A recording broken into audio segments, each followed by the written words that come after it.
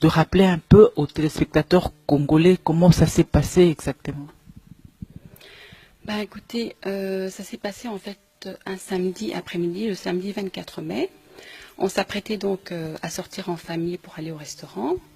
Donc c'est mon beau-père qui nous avait invités à aller au restaurant avec les enfants. On avait fixé rendez-vous à 20h30. Mon beau-père est arrivé ici à 20h30, 25 exactement.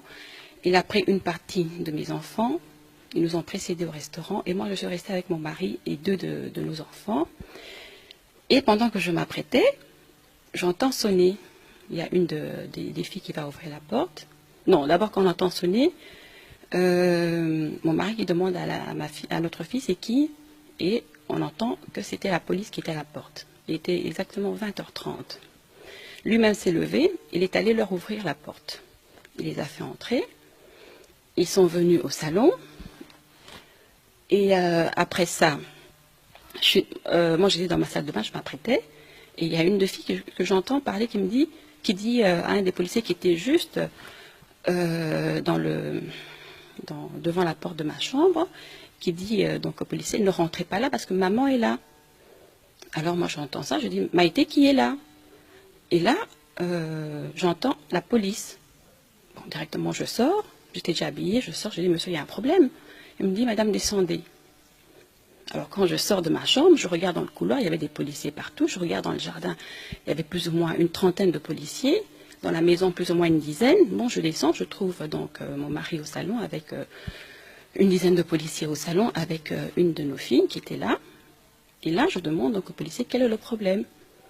On me dit non, on vient arrêter monsieur. D'abord, mon mari ne comprenait pas, il ne savait pas si c'était pour moi qu'ils étaient là ou si c'était pour lui, parce que c'était une surprise. Non, non, c'était une surprise. On était là, on s'apprêtait, il était 20h30, on s'apprêtait à sortir. Et là, donc, quand je pose cette question, on nous répond non, c'est pour monsieur. Et là, je regarde mon mari, et mon mari qui ne comprend toujours pas, qui dit, mais vous êtes là pour mon épouse ou bien c'est pour moi? Et le policier qui répond, non, c'est pour vous, monsieur Bemba. Ah bon, là, on reste, on ne comprenait plus rien. On attend maintenant la suite. Et donc, comme il y avait les enfants, ils nous ont dit, écoutez, on ne peut pas parler devant les enfants. Est-ce que vous avez un autre endroit? On les a conduits vers le bureau.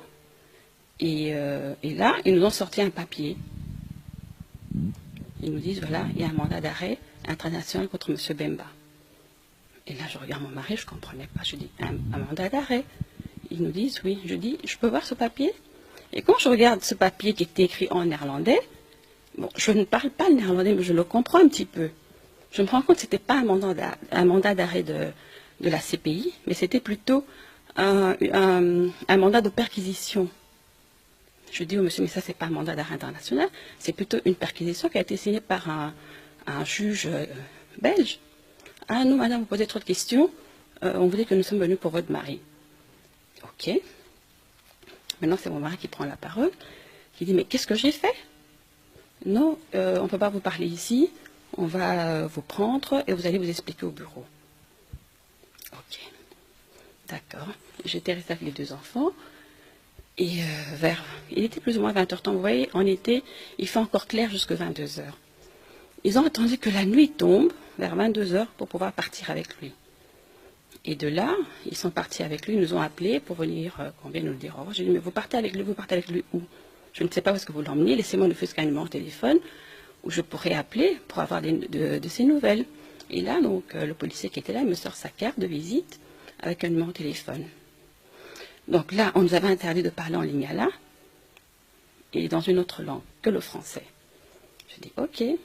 Ils ont tout pris, les téléphones, les cartes bancaires. Donc je suis restée là sans rien. Je n'avais même pas le droit de téléphoner à mon beau-père pour lui dire écoutez, papa, il y a un problème, revenez parce que nous, on ne sera plus venir au restaurant. Ils ne voulaient rien entendre, ils ont confisqué tous les téléphones. Et à ma grande surprise, les téléphones ont commencé à sonner. Le téléphone de la maison, les téléphones de mon mari, mes téléphones à moi. Mais comme on était empêché de répondre, et quand de temps en temps je jetais un coup d'œil, je voyais que c'était tous des numéros de Kinshasa.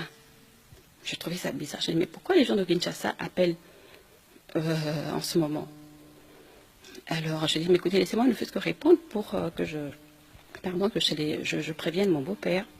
Il ne voulait rien entendre. Ok.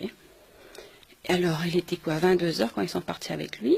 Mon beau-père ne voyant pas arriver, il a envoyé une de mes filles avec un de mes beaux-frères. Ils sont arrivés, malheureusement, mon mari était déjà parti avec la police. Et là, ils ont quand même autorisé à un de mes beaux-frères de pouvoir téléphoner à mon beau-père pour qu'il puisse revenir à la maison. Et voilà comment ça s'est passé. Oui, et puis après, quand ils ont pris en fait, le sénateur, vous avez pu appeler, ou comment ça s'est passé? Vous avez pu appeler après, ou bien ils l'ont emmené directement en Hollande? Non, ils l'ont emmené d'abord au palais de justice. Et c'est seulement un mois après qu'ils sont partis avec lui en Hollande. Est-ce que, en fait, c'était une surprise ces jours-là, mais est-ce que avant vous vous attendiez quand même à ça, parce que il faut dire qu'il y a eu quand même certaines personnes qui disaient que non, Jean-Pierre Bemba est sous mandat d'arrêt international et tout. En fait, il y avait quand même quelques bruits. Vous vous êtes préparé par rapport à ça, ou bien c'était vraiment une surprise Écoutez, on ne peut pas se préparer parce qu'on ne sait pas quand est-ce que ça peut arriver. Et moi, de mon côté, ni du côté de mon mari, je ne pense pas qu'il ait entendu qu'il allait être arrêté. Je ne sais pas de son côté, mais moi, de mon côté, en tout cas, je n'avais rien entendu. Et pour moi, c'était un coup de massue quand ils sont arrivés. J'ai dit, mais c'est pas possible. Vous regardez dans votre jardin, il y a une cinquantaine de policiers qui sont dans les buissons en train de chercher. Qu'est-ce qu'ils cherchaient dans les buissons? Je n'en sais rien. Ils ont perquisitionné toute la maison, les voitures et tout. On n'était pas au courant. C'était une surprise pour nous, on ne s'attendait pas. Et les enfants, comment ils ont vécu ça? Écoutez, c'était très dur. C'était très, très dur.